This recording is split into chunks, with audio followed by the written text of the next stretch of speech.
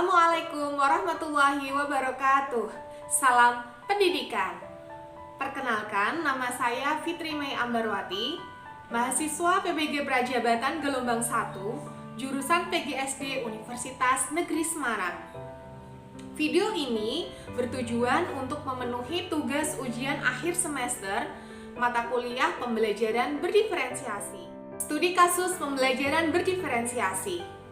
Praktik pembelajaran berdiferensiasi ini saya laksanakan di SD Negeri Ngalian 01 yang beralamat di Jalan Profesor Dr. Hamka, Kecamatan Ngalian, Kota Semarang, dan tepatnya di kelas 4C. Nah, peserta didik di kelas 4C ini memiliki jumlah peserta didik 28 orang. Setiap peserta didik memiliki profil yang berbeda-beda.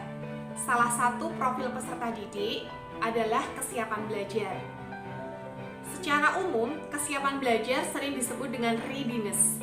Siswa yang memiliki kesiapan belajar yang baik akan cenderung mempunyai rasa ketertarikan terhadap proses belajar yang akan dilakukan. Sehingga dengan rasa tertarik ini akan membangkitkan semangat belajar untuk meningkatkan kemampuan belajarnya.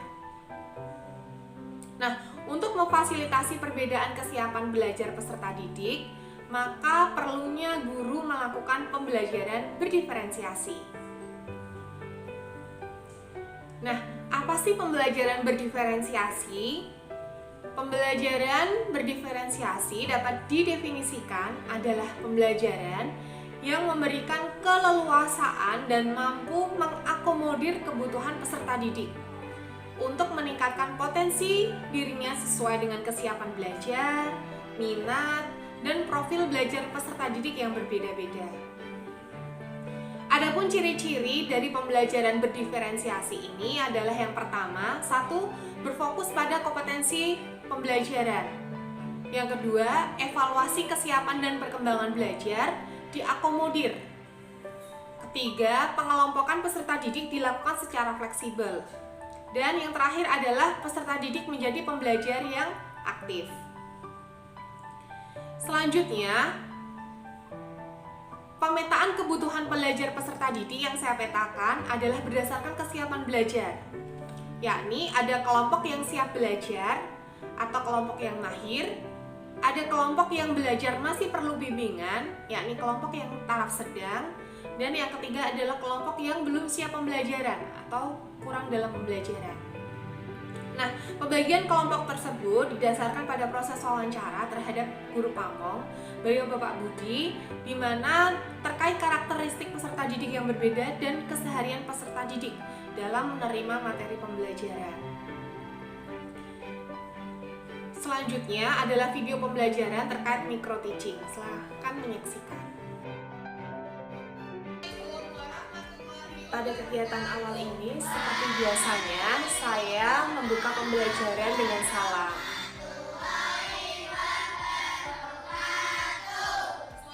Kemudian saya menyapa anak-anak, mempersiapkan peserta didik untuk belajar, menyapa dengan selamat pagi.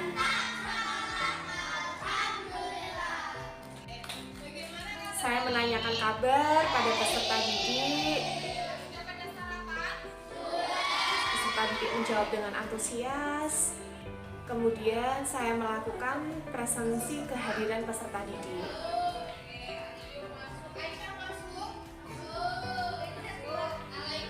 Pada hari tersebut, semua peserta didik masuk untuk mengikuti pembelajaran.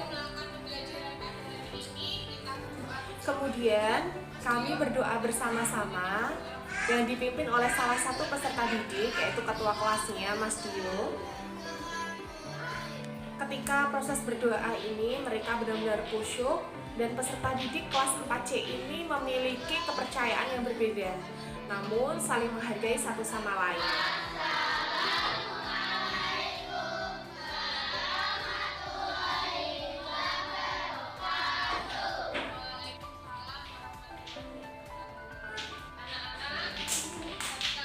Kemudian saya mengingatkan kepada anak-anak untuk tetap menjaga jarak, penggunaan masker, dan sering untuk mencuci tangan.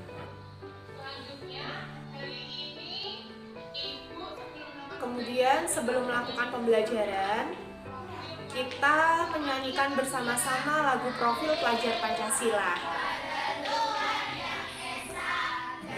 Profil Pelajar Pancasila ini merupakan sejumlah karakter dan kompetensi yang harus atau yang diharapkan oleh peserta didik untuk diraih, di mana didasarkan pada nilai-nilai luhur Pancasila.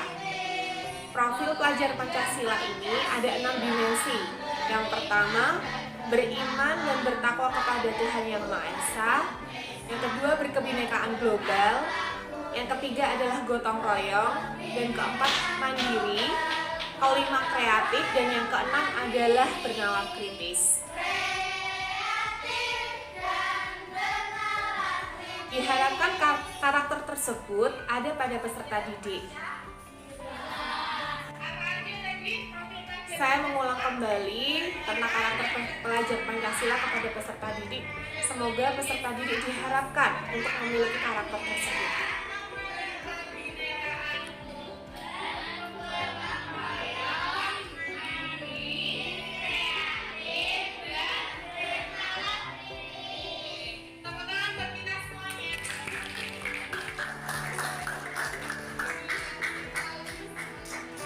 Setelah menyanyikan bersama, saya memotivasi anak-anak dengan tepuk semangat agar semangat anak-anak untuk belajar pada hari tersebut dapat dipertahankan hingga di akhir pembelajaran.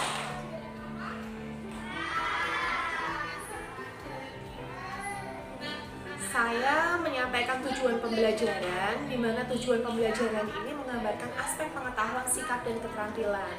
Adapun tujuan pembelajaran pada hari itu adalah mengetahui aturan tertulis dan tidak tertulis.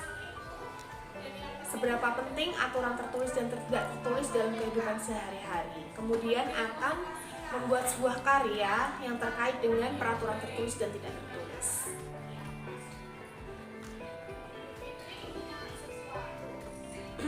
Selanjutnya, pada kegiatan inti pembelajaran, saya menggunakan model PBL, Problem Based Learning.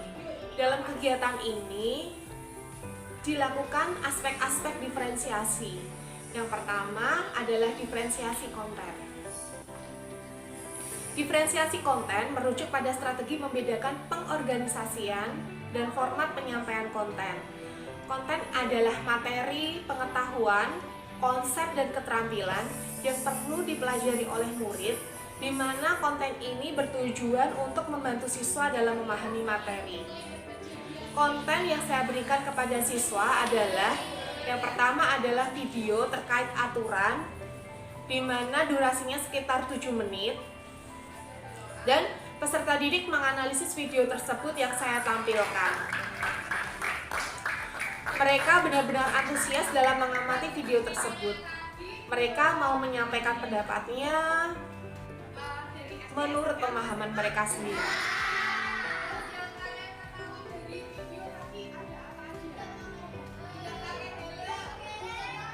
Mereka menyampaikan pemahaman mereka terkait video yang saya tampilkan tadi.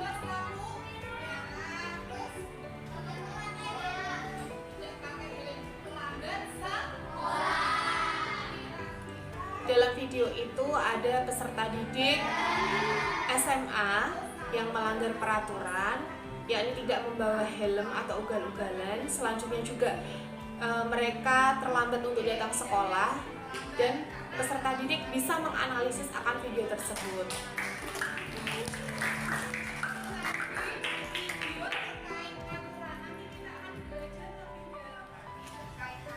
Selanjutnya, konten yang saya berikan, diferensiasi konten yang saya berikan adalah sebuah gambar. Yang pertama adalah gambar anak menggunakan sepeda motor.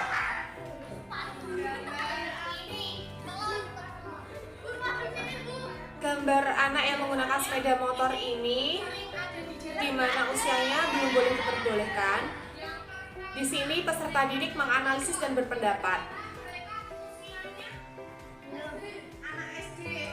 Saya melakukan tanya jawab kepada peserta didik, dan peserta didik juga antusias menjawab, mengidentifikasi bentuk-bentuk pelanggaran yang ada pada gambar tersebut.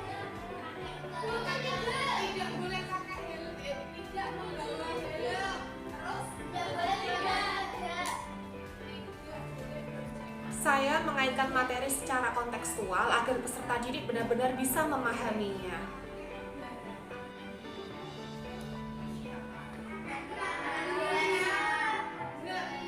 Mereka berpendapat sesuai dengan pemahaman mereka sendiri.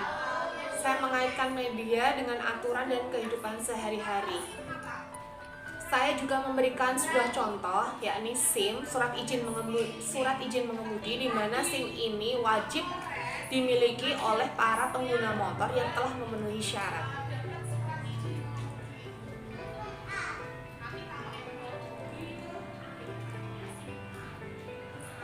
Dalam proses ini peserta didik benar-benar memperhatikan apa yang saya jelaskan.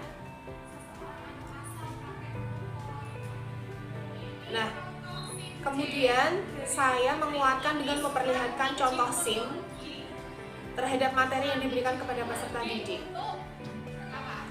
Untuk SIM C, untuk pengemudi motor, SIM A untuk pengemudi mobil, dan saya menjelaskan batas waktu perpanjangan surat izin mengemudi tersebut.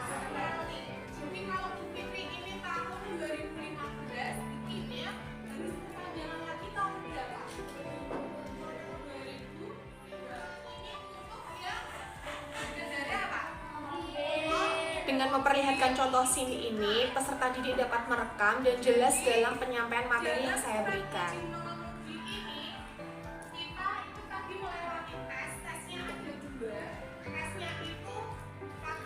Saya membagikan pengalaman saya ketika dalam membuat SIM dan mereka memperhatikan dan antusias.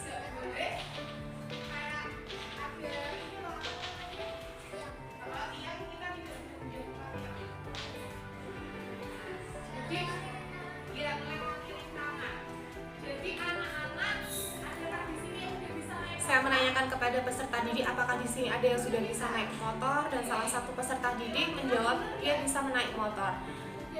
Tapi saya menyarankan untuk tidak berkendara karena syarat untuk memiliki SIM atau berkendara motor adalah 17 tahun.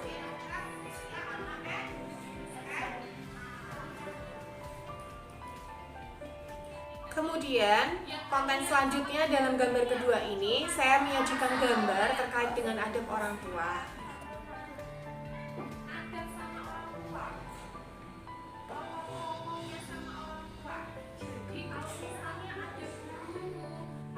Saya menyampaikan bentuk sikap seperti apa ketika jalan di depan orang tua atau orang yang lebih tua, baik kepada Pak Guru atau Ibu Guru. Saya meminta salah satu peserta didik yang bernama Mas Raffi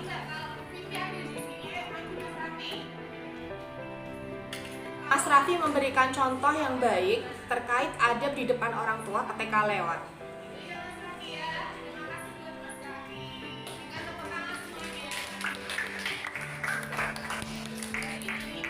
Di sini saya sedang mempersiapkan video PowerPoint.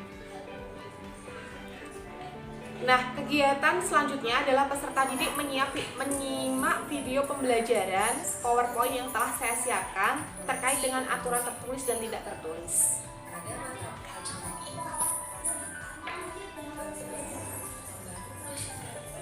Peserta didik menyimak media PowerPoint tersebut.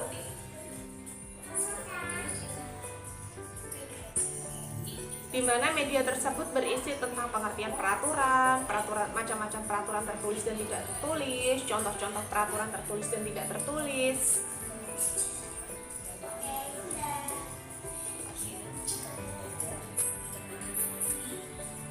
Tujuan-tujuan peraturan dibuat untuk apa, tujuannya.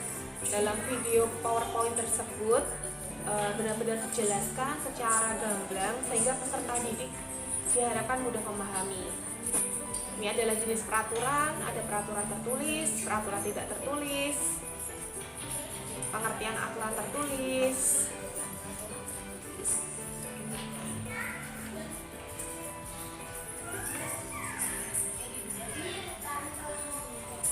Dalam sanksi aturan tertulis ini dijabarkan bahwa ada sanksi yang benar-benar khusus. Nah, selanjutnya ini adalah contoh aturan tertulis. di mana wajib menggunakan helm ketika berkendara, wajib membayar pajak.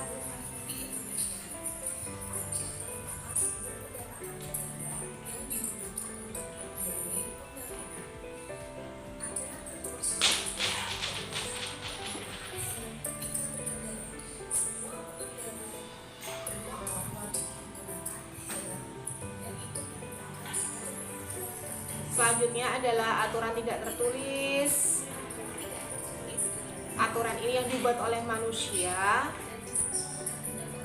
atau daerah setempat sesuai dengan kondisi masyarakat tersebut. Nah, ini saya memberikan contoh aturan tidak tertulis.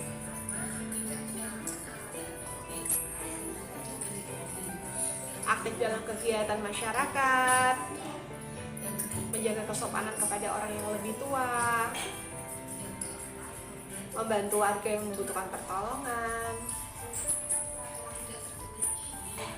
Bentuk sanksinya, aturan tidak tertulis adalah bentuk teguran.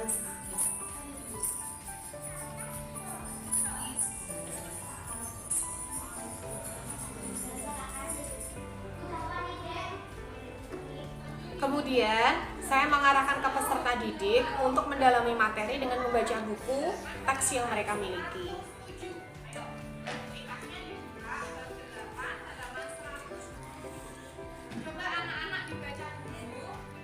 Saya meminta anak-anak untuk membaca dan memahami.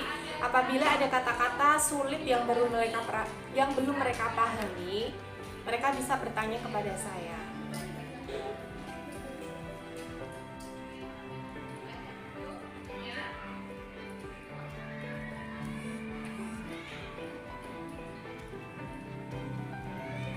Nah, mereka membaca buku teks yang mereka punya.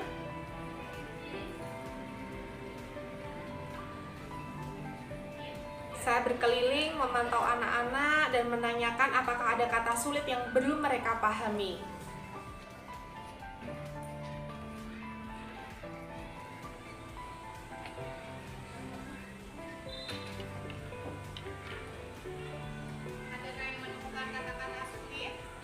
Nah, ini ada salah satu anak yang bertanya terkait kata yang tidak dia pahami, yakni kata pedoman.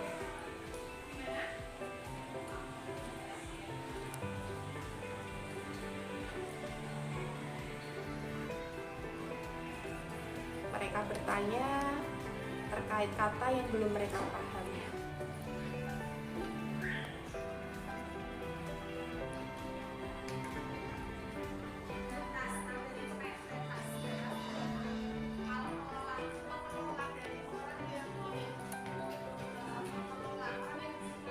Mencoba menjelaskan kata-kata sulit yang belum mereka pahami.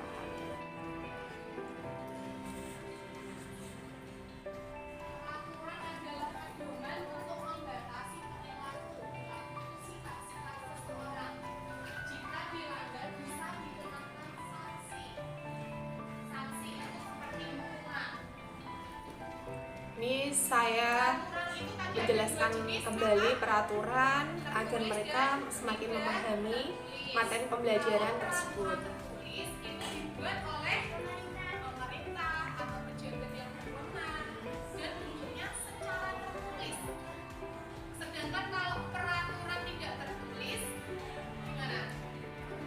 Melakukan tanya jawab dengan peserta didik.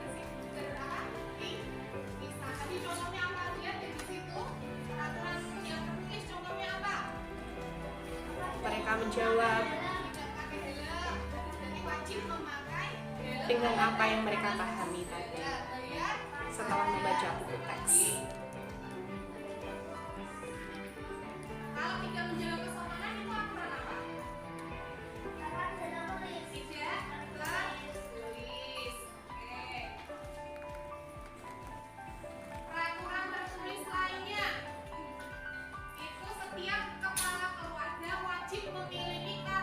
Saya menjabarkan juga aturan tertulis, yakni kartu keluarga, dan menanyakan kepada peserta didik apakah mereka pernah melihat kartu keluarga.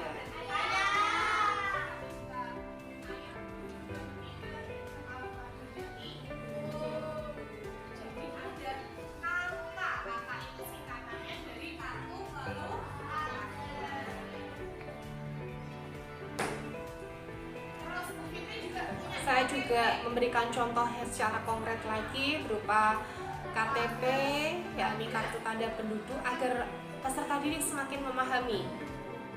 Ini saya sedang mengambilkan KTP saya.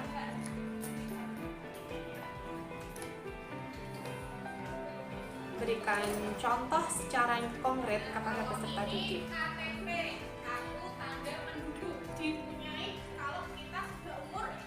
Agar peserta didik paham.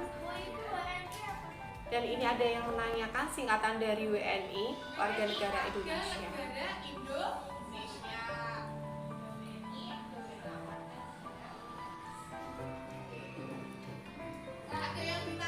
Saya menanyakan apakah ada peserta didik yang bertanya terkait pembelajaran pada hari ini.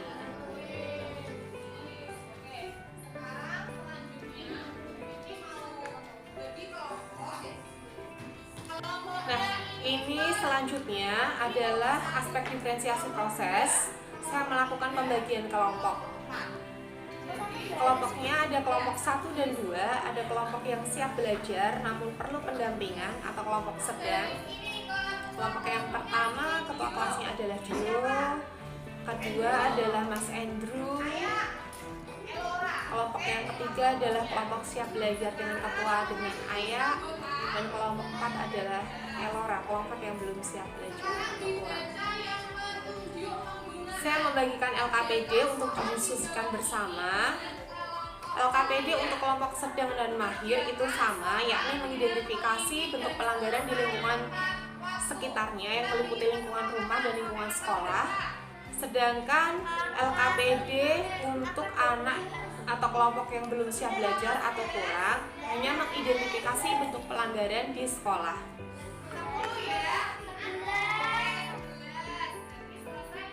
Saya memberikan tugas dan menentukan lama waktu untuk menyelesaikan tugas. Amati lingkungan di sekitar sekolahmu.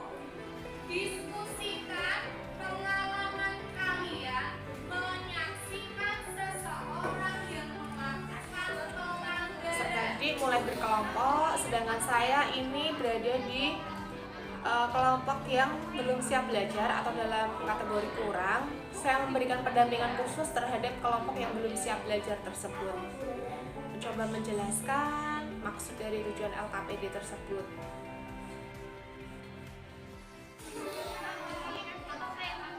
Mereka secara berkelompok berdiskusi bersama.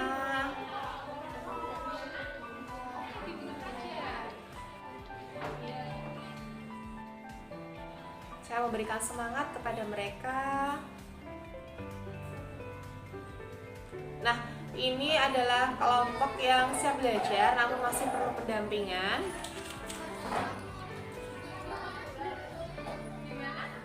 Saya memberikan semangat.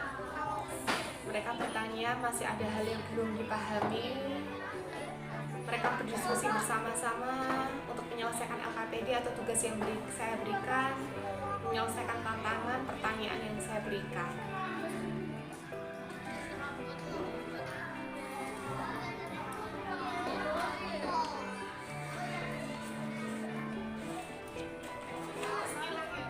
Nah, pada kegiatan diskusi ini saya berkeliling untuk melakukan pendampingan dan pemantauan di mana pendampingan khusus tersebut terhadap kelompok yang belum siap belajar atau kurang. Pendampingan ini lama durasinya dibanding kelompok lain. Mereka tidak sungkan untuk bertanya apabila ada hal yang sulit dipahami. Selanjutnya adalah diferensiasi produk.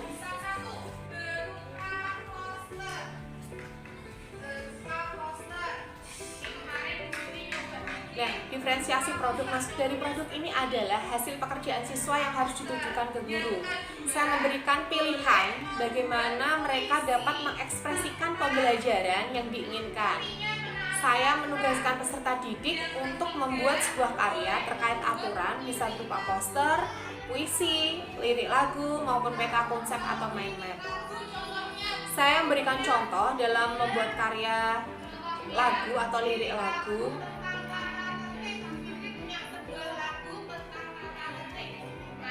Saya sedang bernyanyi terkait lirik lagu, contoh aturan. jadi gambaran untuk mereka nanti jika ingin membuat lirik lagu. Nanti bisa dapat sanksi, itu contohnya untuk yang lirik lagu. Kemudian saya memberikan contoh peta konsep atau mind map Contohnya seperti ini. sebagai gambaran mereka untuk mengerjakan tugas atau produk yang dihasilkan. Sekali lagi saya melakukan diskusi kelompok, melakukan pendampingan diskusi kelompok. Dalam pembuatan karya ini saya terus memberikan pendampingan khusus peserta didik yang belum siap belajar.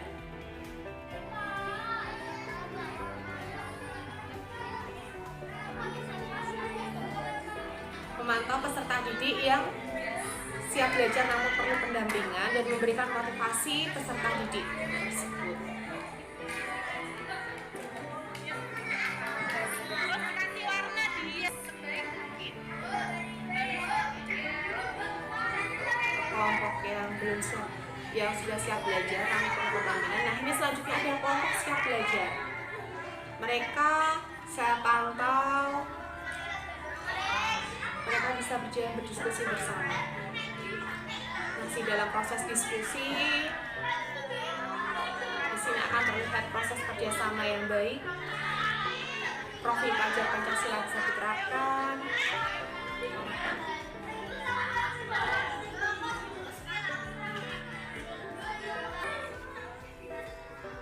Ini adalah kelompok siap belajar. Saya memantau proses diskusi mereka.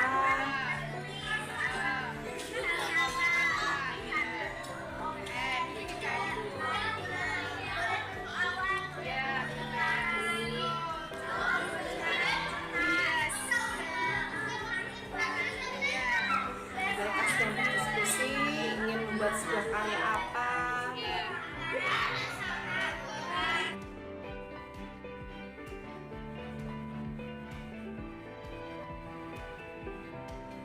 Karakteristik peserta didik memang harus perlu dipahami oleh sebagai seorang guru. Sudah selesai pokoknya. Ketika pengerjaan LKPD sudah selesai, maka mereka mempresentasikan hasil karya mereka. Mereka menciptakan sebuah lirik lagu sederhana.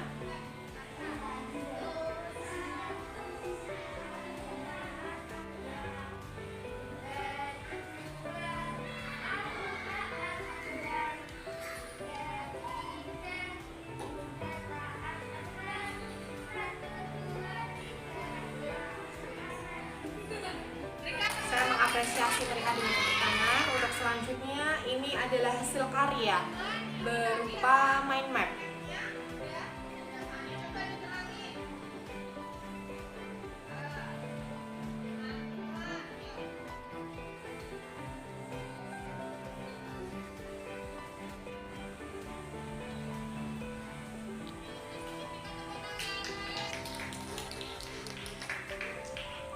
Selanjutnya ini adalah perwakilan dari kelompok siap belajar yang mempresentasikan hasil karyanya. Ini adalah Ayah membuat sebuah poster dan temannya itu adalah Malika membuat mind map.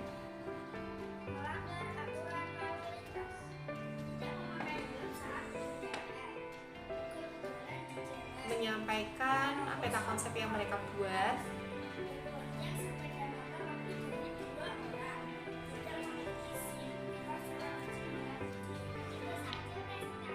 Presentasi dari kelompok siap belajar. Selanjutnya ini adalah penyampaian hasil karya dari kelompok dan membuat puisi.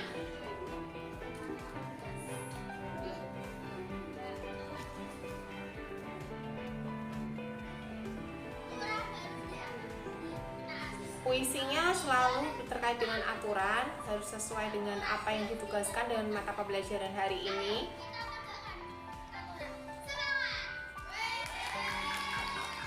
Nah, ini semua peserta didik diapresiasi dengan tepuk tangan.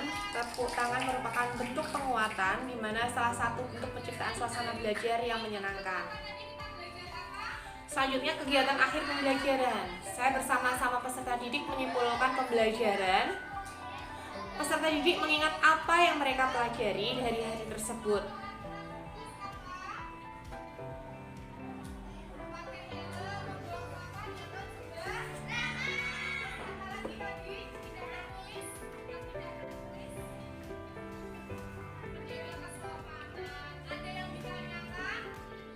Nah, selanjutnya peserta didik mengerjakan soal evaluasi secara mandiri.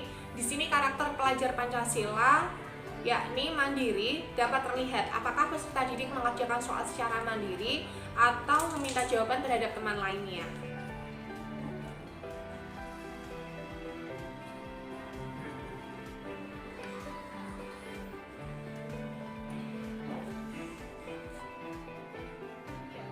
Saya berkeliling melihat proses mereka mengerjakan evaluasi.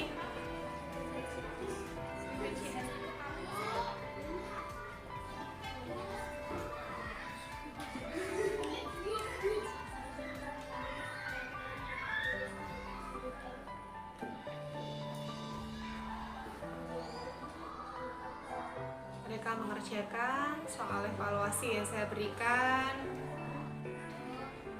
Saya mengingatkan untuk memberi nama karena terkadang peserta didik lupa memberikan nama mereka dalam soal. Nah, setelah melaksanakan soal evaluasi, kami bersama peserta didik berdoa bersama-sama sebelum pulang.